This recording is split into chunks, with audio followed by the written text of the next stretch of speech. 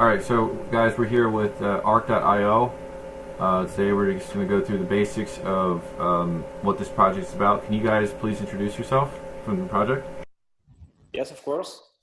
So I'm François Xavier Torrens. I'm FixScript. I'm the main developer of Arc right now.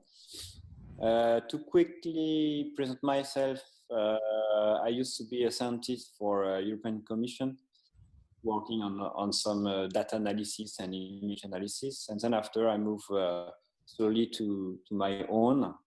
I started several companies, basically dealing with data management. And recently I came across cryptocurrency that I knew for a while, but I really decided to work on it. And I joined quite quickly Lisk when they were releasing their ICO.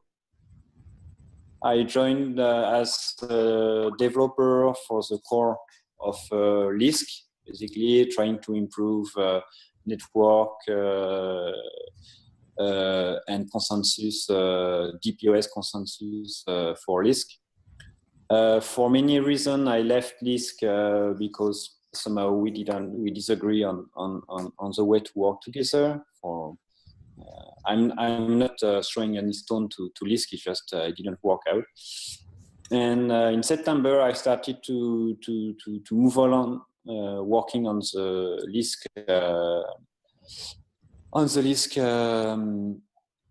platform code, and with several different things, with special visions of what crypto should do. And we started talking, I started to talk about this with different people from the Lisk community, and here we are now. We have, after a few months of heavy work, trying to release tech platforms for the token exchange campaign, and improving the white paper and improving the way forward. We are now in the middle of the crowdfunding, and we have good expectation for the future for Arc. Yeah.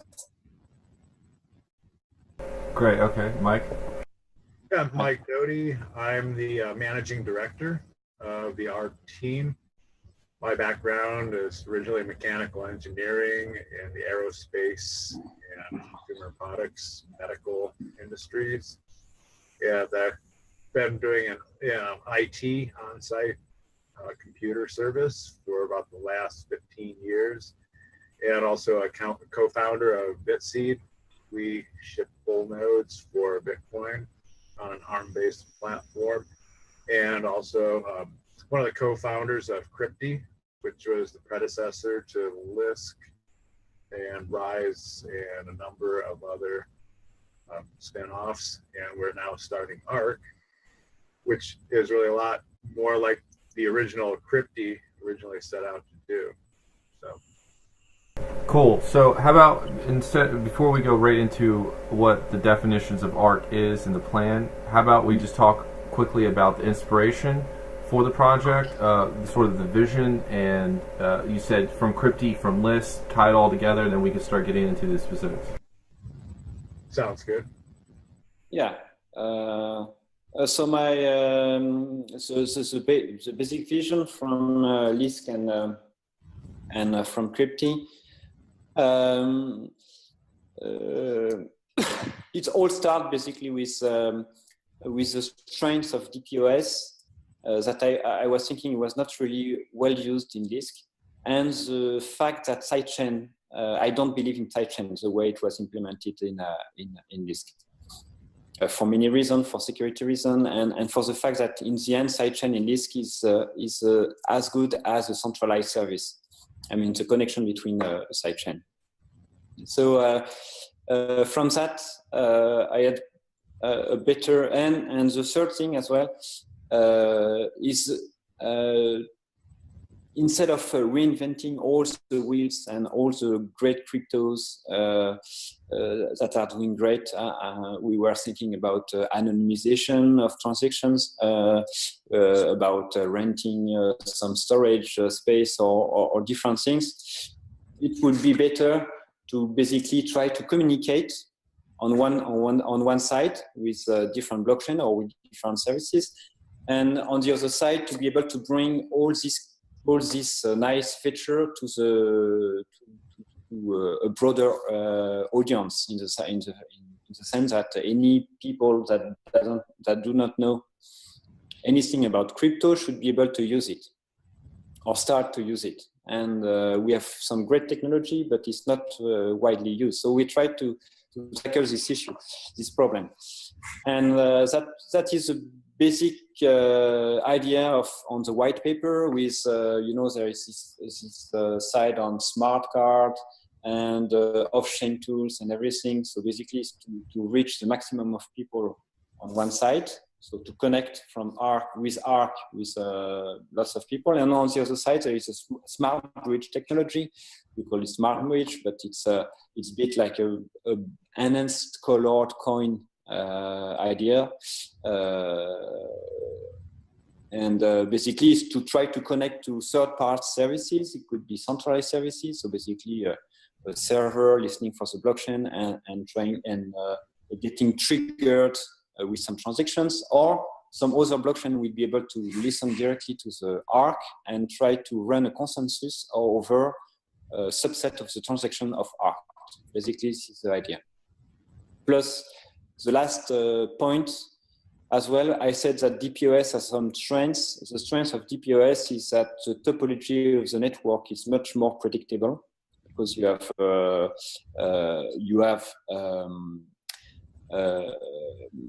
you know basically who is going to forge the next block, and in this way you can rely on these strengths by basically routing blocks, having a better block time, and as well with having a faster way to prove any transaction from the past, basically. I hope this is clear enough. Yeah, it's a lot of information there. So let's just try to break it down into parts here. So this is I haven't really seen a roadmap quite as detailed like this before. There's many different components. Let's just start with the first one, the ARC token exchange. Is this just a crypto exchange you guys are building? Yeah, it's basically it's a ARC token exchange. It's what we are running now. It's a crowdfunding. So basically, it's like an ICO, but we didn't want, for many reasons, to call it ICO because there is some issues about setting up the legal part behind. So we are looking with some different lawyers, which country and which kind of legal settings we will make. So it was more, it was better to call it a token exchange campaign instead of initial coin offering. Right. Okay. So so we're building an exchange first. That's the first thing you guys want to get built, correct? Yeah, so, sorry. mining. Yeah, sorry, Mike. Yeah. So again. Yeah, so we're starting off with the token exchange program. And so that we're exchanging tokens for ARC in exchange for Lisk or Bitcoin Talk and Bitcoin itself. And so the token exchange platform is what we are using to actually run the exchange right now. And it is available that other offerings may choose to license the platform from us. Great. Okay. So here to go, because you're building a platform, is this necessarily a company you guys set up with ARC, or is this more of a decentralized organization? Or when we use the word platform, that doesn't mean necessarily this is a company or something like that. Can you maybe go into a little bit about the sort of business structure you guys have constructed here? And so yes, it's very similar to a decentralized autonomous organization. The way we function really is that we function as a team, a group, and then discuss things, arrive at a consensus, and when we make decisions. Some things which don't require everyone to decide on are decided by those particular members who are involved with that facet. For instance, our development team has a lot of autonomy and work in basically their own Slack channel developing the platform, so they're not distracted by the rest of us. And then when we need to know something as far as the marketing, we have quick access to them. Then on our marketing side, that group is very active and form decisions. And then there's other decisions that are company-wide. We brainstorm new ideas and then vote on them first informally. And if there's something particularly critical, that we may have a formal vote on by the whole team. So there is a company structure to this project then? Right, yeah. So there is an organizational structure. We have the board, which is composed of 5 of us, and then we have 3 heads, which François is one of the 3. So we do have a structure, and that will be formalized when the legal entity is set up, put together. So it's been working great the way it is. So we don't want to change something that has been working really well. We've worked together as delegates for LISC for 7 months and have been continuing to do so with ARC, and we'll continue to do so over the next few years, building the platform and then indefinitely. And yeah, like to let Fix get back, François get back to his roadmap. You guys were discussing the roadmap, so certainly don't want to detract from that discussion.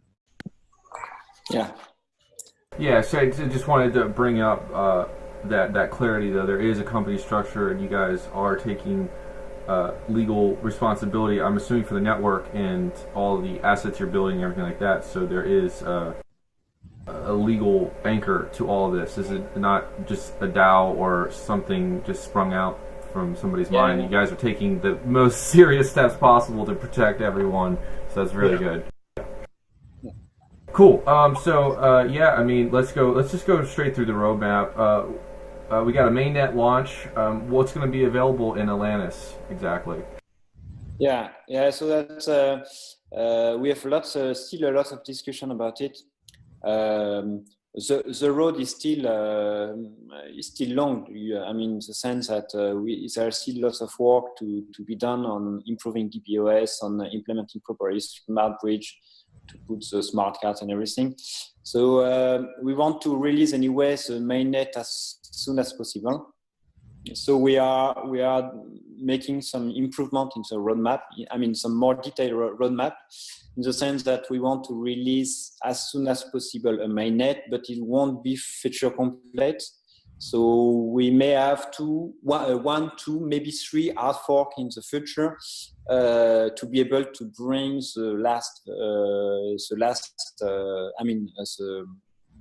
to bring with 1, 2, 3, 4 forks is yet to be defined. The full feature platform with smart bridge and all these capacities. So we have set up initial release on February. First next year. I try to work hard to be even before, because to reduce as maximum the minimum feature to be launched as soon as possible, because we know as well that there are many people that are investing and they are investing in technology, and they try to as well get their token to be able to exchange on the platform, on different platforms. And everything is some kind of mix of marketing, buzz, and technical I'll say reliability in the fact that the technology is something real, and we have to find the right mix for all of this, basically. Great. So in the mainnet here on your website, it says the formation of business entities, along with the full node software and light clients for the desktop. So what exactly do you mean by formation of business entities? Sorry, by the what? The It business? says formation of business entities. It's on the website. It just says yeah. Formation of business entities. Yeah. So basically, we are thinking about making some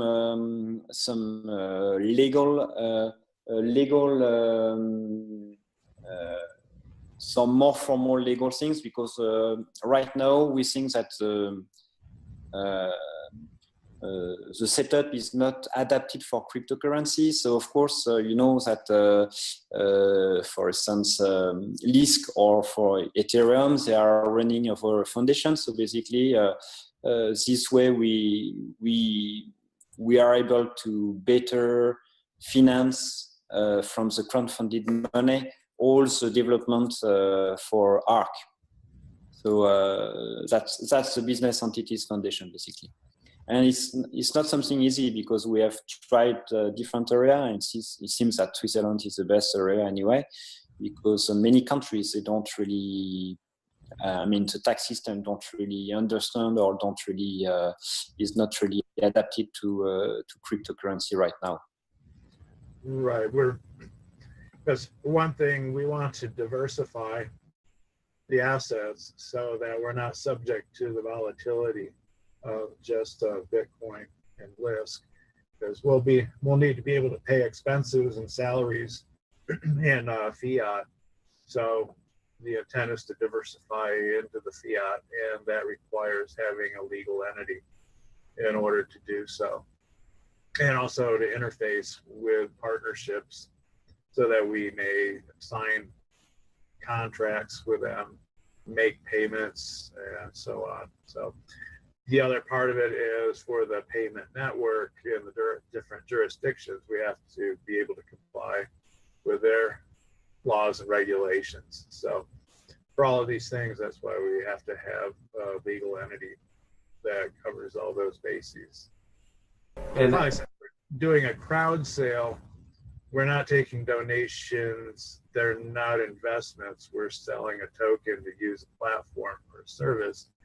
Then also, these are taxable, basically, in that we're earning revenue for selling a product. So that will be up to the tax council that we have in the domicile where the entity is set up.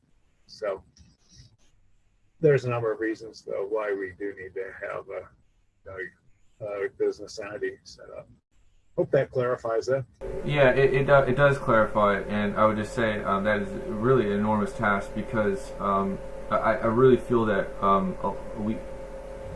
corporations have kind of run everything into the ground. So I'm very interested in what kind of structure that will be formed, if it's a co-op or some sort of new hybrid structure, a holacracy, or how that's going to be defined, because you're not the only project or company facing this issue, and has really set up a company structure that works. And as you said, you can actually interface with the real world with fiat and etc. So it's very difficult, and that's good that you guys had it on the roadmap, because I don't think a lot of companies are focusing on that, especially with an ICO. I mean, a lot of these people, they roll in, they get their money, and they're building a product, but there is no survivability mechanism built into the infrastructure there. Yeah, we're introducing this remarkable old technology called financial planning to the crypto industry. And one of the core components is a budget that shows you how that you plan to spend the money. So, yes. Right. So maybe that's before we go any further, in terms of financial planning, how exactly will ARC, the company, be making money? How do you guys have a profit generation scheme of some sort, or how do you envision the company working? Is it working for profit? Is it trying to reach a sustainable system state, or how exactly are you going to go forward with that?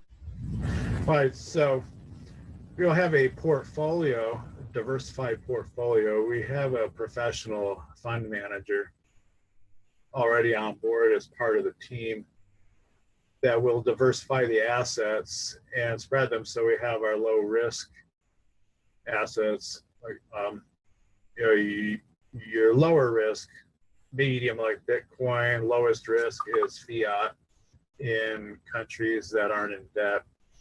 For instance, Singapore dollars and Norwegian kroner or Swiss francs. And then we have the small portion, which is the higher risk but high yield, like cryptocurrencies, altcoins, and then also precious metals is part of the mix. And a lot of that depends also on the level of funding we end up raising. If it's towards the minimum amount, then mostly would be diversifying just into fiat, pay the salaries. We also have this ARC Shield, which is we're holding on to 7% of the ARC is set aside for long-term sustainability, so that can be used in the future to fund operations. So the idea is that we have enough initially liquidity for the first 2 years of development, and then we also have the plans for the long-term growth that to sustain operations. And really, we are not looking as a business entity to make revenue off of the network. We're building it and then turning it over to the users, because that's the whole core of our philosophy, is that the users own and control the network. That we're trying to get away from these corporate silos, really, where you have a business entity owns the network and dictates what terms that the users may use it under. So also with our delegated proof of stake system, the users also actually vote on the nodes, the entities that are running the network itself. So if they're not happy with the performance of one or more of those servers, those nodes, they may replace them by voting their stake. Got it. Okay, so it's quite complex, but the key thing that stood out to me is eventually you will be turning this system over to users itself. So it's an active campaign to get in, build it, maintain it, and then hand it off back to the people that ultimately funded and grew this thing. Right. So we do have the business entity, the foundation, to continue to add new projects to foster development and new growth. But in and of itself, it's not a profit-making entity. So people are not buying like shares or equity in a company, that they're buying the use tokens to access the platform. And then by owning those tokens, they also vote on the entities that are actually in control of the network, the delegates themselves. So the foundation itself, the actual business entity, is not controlled by community votes on nodes or anything like that. You guys are completely separate in the sense that, like, whatever you guys architect or build, you guys will find the money to build what you're building and connect it into ARC, and people will use it or not, correct? Yes, so we're dedicated to building things to run on ARC, and we have a number of use cases which are different projects that we want to work on as a team after we build the core platform. But the main goal of the foundation at first is to build and maintain and run, continuously improve the core platform itself. Yeah, and there is as well a good reason why we move this way, is that we believe that many altcoins, I mean all altcoins now, are not in the same position of Bitcoin, because Bitcoins, they have a nice technology, simple one, and there was suddenly a great community and able to work on it and leveraging basically all the business opportunities that Bitcoin can offer. Altcoins, they don't, in the sense that we can make a nice technology, but we have to make the business opportunities as well, to show that there are business opportunities, and we developed it. We developed the business opportunities in the sense that ARC is not only a technology with smart bridge and this stuff. We try to develop projects around ARC to fund the project thanks to this crowdfunding campaign. So basically, we start as well to build the tools around the technology, around ARC. So for instance, we start to make some use cases, as Mike mentioned, some simple use cases like smart cards idea, like being able to make some centralized services, like for instance, deciding to send a transaction to an account with some kind of data in the smart bridge, and then where it will trigger some action from a centralized service. So we want to work on that, and as well we are making some kind of first citizen transaction to be able to deal with documents like using IPFS. So we are working on that. There is this thing on the paper. Some other case may come in the future of the development, but that's the idea. We are not focusing on making DPoS and smart bridge good. We want to develop as well some blocks, business blocks around using ARC platform. Right. And also, there's some use cases which aren't really economically viable because people are used to receiving them for free, but they are useful in that they add value to the network effect, that they encourage network growth. Things like email, messaging, searches, all those kind of services, we don't see a business model to really get people to pay for those things. So with our delegate system and the foundation, we can add those into the network in order to increase its value to the users without having to find a business model to sustain those things. So there's a number of uses for having the foundation, and it's structured to create value, but not have all these individual projects that each have to present their own income producing models in order to get built, in order to get funding.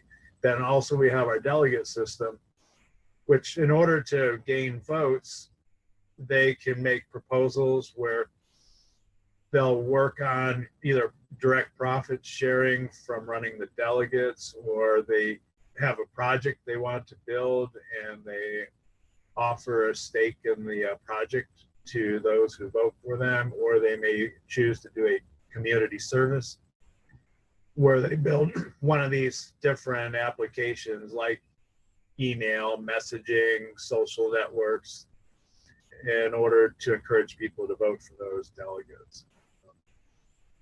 So with the delegate structure, are you guys building out a communication platform so that people can work together? No, we are not working yet, but it's just the idea that basically delegates could propose this should they feel that this is something ARC should go forward, and they will be able to be voted on this project. It was just the case to show how it could work. But it could be some other project. Maybe it will be something else. Great. Okay. So so to go back to a little bit of financial planning, you guys, I believe, maybe I'm wrong, but you guys needed 2,000 BTC equivalent in to get the whole thing moving. How did you reach those figures? What are those numbers based off of? And how exactly will that money be allocated after the token sale?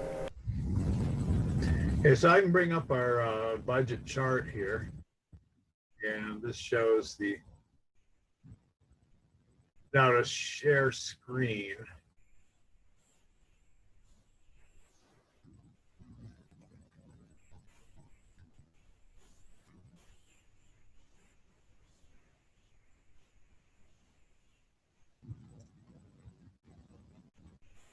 So this is our chart.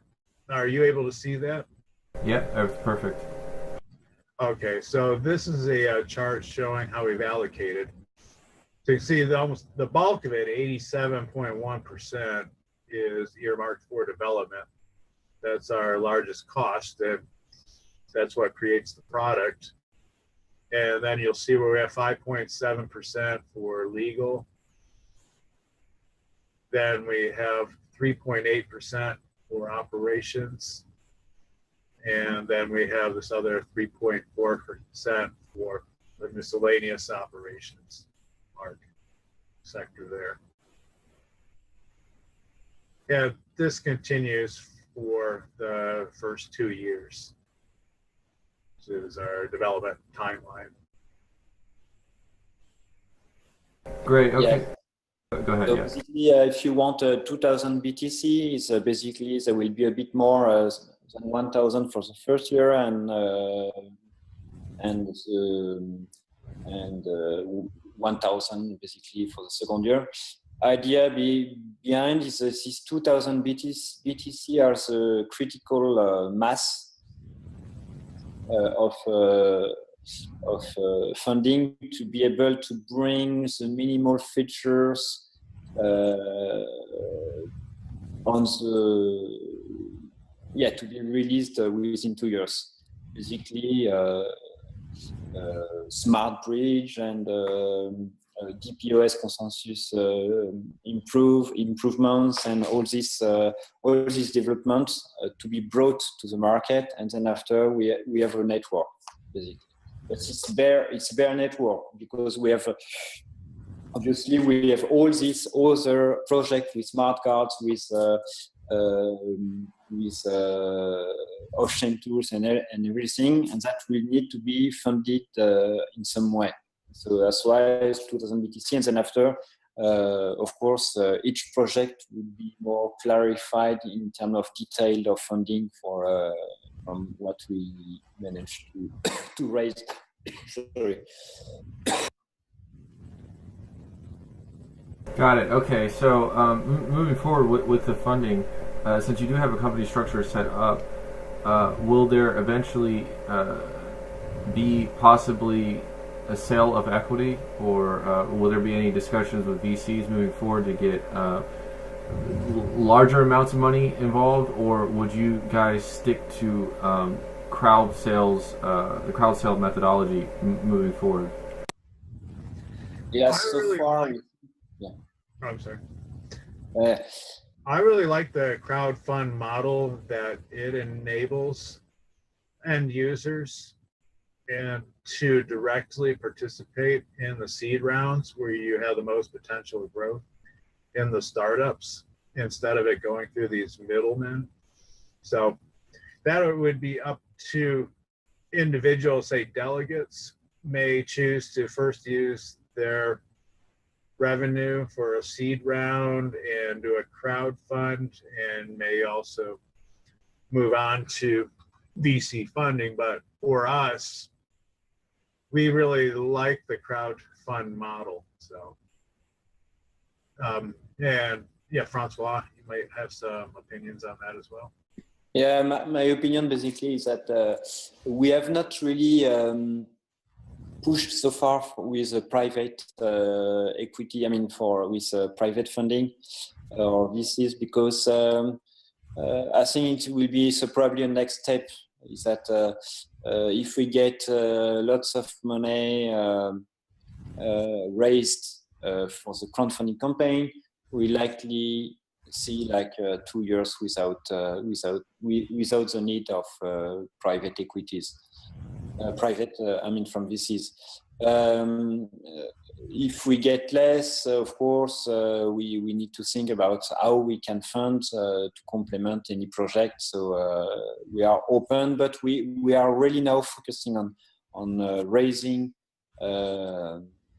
raising the enough money for during the crowdfunding campaign, because this way we are more independent and we are more free to follow what the project, what the group of people, we are like about 30 really involved in this project, and we prefer to be free to follow what our vision is, instead of being having pressure and probably make the group less coherent and less moving forward, let's say. Right.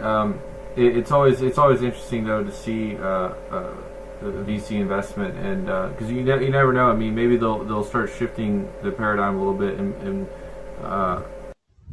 understanding that I wouldn't say that they're not important, because certainly VCs do a lot of work, but it's just a different world now, because this technology is accessible to everyone. Let's just maybe jump to a little bit to the team. You guys have a pretty large team. How exactly did you pull everyone together? Were you friends? Was it of necessity? Did a lot of people come over from Lisp and Crypty? How exactly did you guys all intersect? Well, the story is not. It's quite simple. At some point, when I left Lisp, I was speaking with a few people from the Lisp community about the project, and somehow this team took off, and 1, 2, 3, 4, 5, and up to 30 people joined quite quickly. Some have left, recently we have 2 people that have left because they felt that they were not on the right place. So they told us that, okay, yeah, we left, we are leaving. It was just before the token campaign started.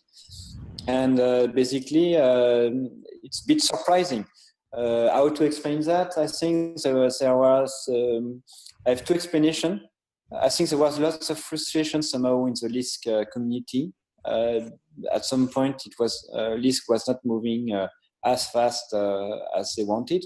I mean, it's never fast enough. So I'm just not blaming, but just the fact that people were a bit frustrated about how Lisp was moving on. And the other thing is that I think that at some point, the people that were pouring in the project, they were just beginning to bring some ideas and discussions, and everybody was really inclusive. I mean, in the sense that we were not rejecting any idea at first. We were trying to sort out things. At some times, the group was really well coherent, and it's surprising to me. I didn't expect that. I think many of the people didn't expect that the group would be really cohesive, but in the end, it's what happened. Okay, so yeah, I mean, let the best team blockchain win. I mean, I certainly I haven't been following Lisp development. It's certainly a little bit slower, but hopefully I like the conceptual framework you have for Arc, because it's about bridging everyone together. That I don't think that technology really exists yet in any capacity. I mean, other than the internet itself, but the internet doesn't reward users in any way. So we're definitely moving, and you guys are leading the way here. So how about let's talk a little bit about the challenges that you guys face. What are some threats? What are some open and honest things that you guys really need help developing, or where do you guys stand right now in terms of the sort of mountain you have to climb? So technically, basically, there is a conceptual point of view, which is basically, what do we want for coin, for cryptocurrency? Do we really want every single interaction being secured by consensus? That's the point. I take the example of Ethereum. Ethereum just want to secure any kind of interaction you may have with Ethereum. So basically, you have smart contract and you have a big monolithic system that is securing everything. Maybe, okay, this is great because this is very secure, but it's difficult to scale. It's difficult to, it's a very monolithic system, and you see now, right now, Ethereum is suffering because point of stake consensus is still not here, and we see that now the blockchain is very slow, very difficult to synchronize and everything. And so we take the opposite step and saying, okay, we want minimum things being secured, that you want to record that you have done something, you have triggered something. We don't want to secure over Arc the fact that the contract is being executed well, but we want to secure that somebody has asked for a contract being executed. Because we can see a smart bridge like that. You just send a transaction with some data that basically executing a contract. It's not a smart contract, but it's a contract. So it could be another blockchain executing this contract. It could be a centralized service executing this contract. But basically, we are not securing. It's completely passive on the fact that the contract is being well executed or not. And we believe that this is a way forward because it's easier to scale, obviously, because the blockchain is a lot more easier to secure. And yeah, it's easier basically to manage. However, there are some issues, obviously. I mean, if everything was so simple, I think I think we are good to do something else. Several issues. First is DPoS. I mentioned is quite strong, but it's far from being completely secure. I mean, point of stake is not here yet. I think IOHQ has released a paper for provably secure DPoS consensus, which is quite interesting, which is actually, if you read it, quite close to DPoS in the fact that they want to basically freeze the status of the chain, and then after from this freeze make secure a few blocks from this snapshot, and then after snapshot again after a few blocks being secured. And DPoS, it's quite interesting, but there are still some attacks. While I was working on it, there are still some attacks, and we want to improve it, and it's not easy. It's straightforward because the paths are here. So right now I'm implementing with some success PBFT, so practical Byzantine fault tolerant. So basically trying to observe before being able to allow to forge a block, being able to observe the network and see if it will be accepted by a good quorum of the network. Basically 2/3, it's best of here. We are trying to implement forging from Uncle. The POS is quite good because it's interesting, because we can reduce block time. Basically, it's fast to forge and fast to verify a transaction or a block that has been forged, but still the network latency, the topology is a bit difficult, and the delegates that are forging are not sharing all the time the same status of the network. So it's a bit complicated, but in the end, you could have lots of fork, and an attack could be able to fork the network quite easily. So we need to implement some kind of technology, and we have on the white paper Uncle forging. It's a simple implementation of Uncle forging because in DPoS we can make some good assumptions on who is going to forge next.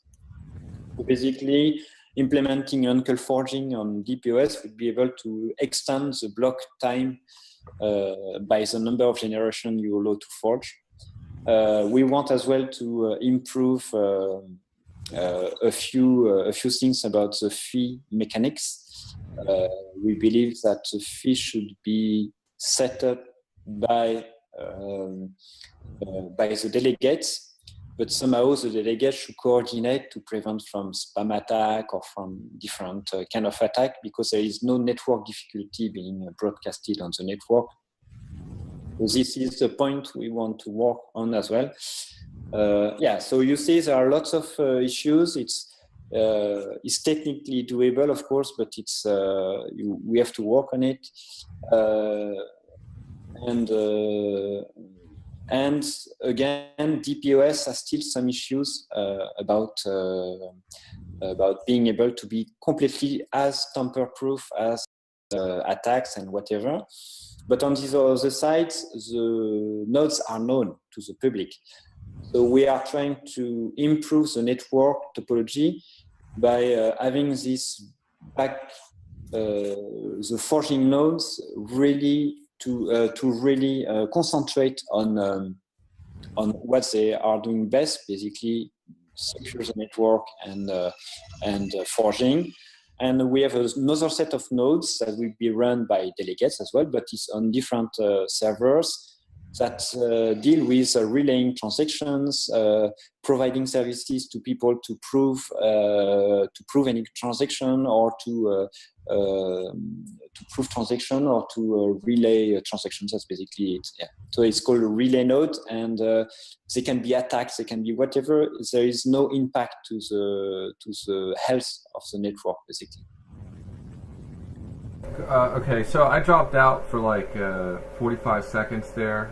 How about you just sum up all the points real quick that you went over in like 30, 40 seconds? Sorry about that. Sorry, so again, to summarize the points. So I dropped out for like 30 seconds there. Yeah, so just a quick summary of the problems you guys are facing with POS. Yeah, DPoS basically is different from proof of work in the sense that we know where are the forging nodes, and then this is the backbone. If everything is done, it's still working well. And so we are trying to make a two-level network with the forging nodes and a lot of relay nodes around that are being able to protect the network, and as well to relay transaction, to provide services to end user like SPV-like, so simple verification, transaction, and all these kind of things. Great. So I got about 8 minutes left. Kind of want to just turn it over to you guys. Is there anything you really want to say to the crypto community? We have just one question from the audience right now, and I don't know if this is accurate, but he asked, will the project be scrapped if 2,000 Bitcoins are not fundraised? Will you guys be returning the money, or why is there a concern there for why the money would go back, or if you don't reach your funding goals? Well, first I'd like to point out that we've raised 80% of our target in 1 week. Now, it's typical with a crowd fund that it's more like often a bathtub curve, where you have a high initial sale funding, and then it goes down to a low level in the middle, and then at the end you have a spike again. And rule of thumb I've seen with a minimum on crowd funds, they start out this strong, is usually the total amount raised will be about twice what you'd see at the end of the first week. Sometimes you get more of a hockey stick, where in the final week there's a lot more interest and you get a huge surge, like we saw with Liz, where it went much higher than anyone ever expected. With our marketing and approach, since we're not selling it as an investment, that it's a use token, we don't really expect to see that kind of occur, but we do expect to easily make the minimum thresholds. As an alternative, if we don't make the goal, just in case we have the option, we can offer, people can leave their investment, say, they can take it, leave it in, and we can continue the project and continue the sale until a minimum target is reached. Or they can take their contribution back and take a total refund. So that's the same as if we just refunded everyone, is those who want the refund can have it. Those who like the project and want to continue on with new terms can do so as well. And of course, we would announce whatever terms those might be to extend the sale. So.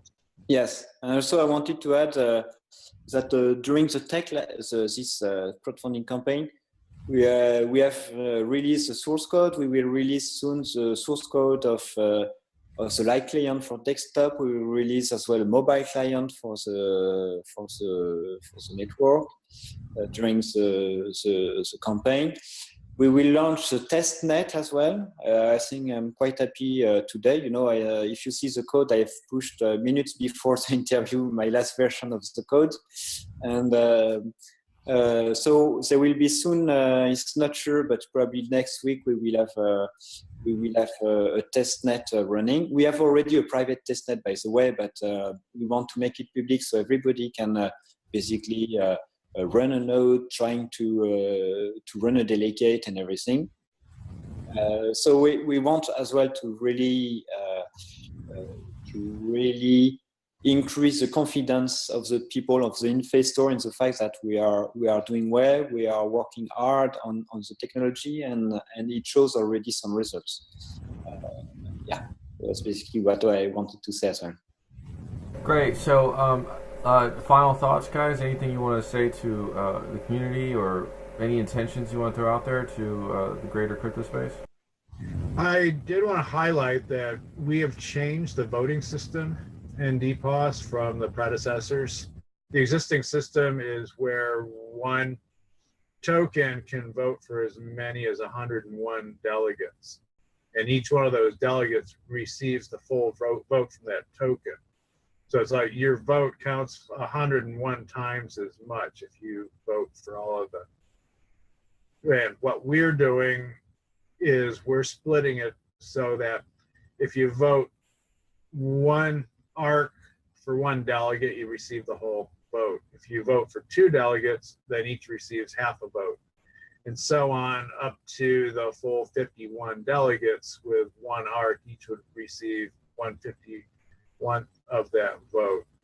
Because the problem we're seeing is the existing setup that the other DPoS coins, including Lisk, we're using, is that you can have one individual or a group, sort of a cartel, can form and take over the whole network by voting, just by swapping votes. So we're eliminating that you would, to guarantee yourself a delegate spot, for instance, you would have to buy a little over 2% of the ARC, the total supply.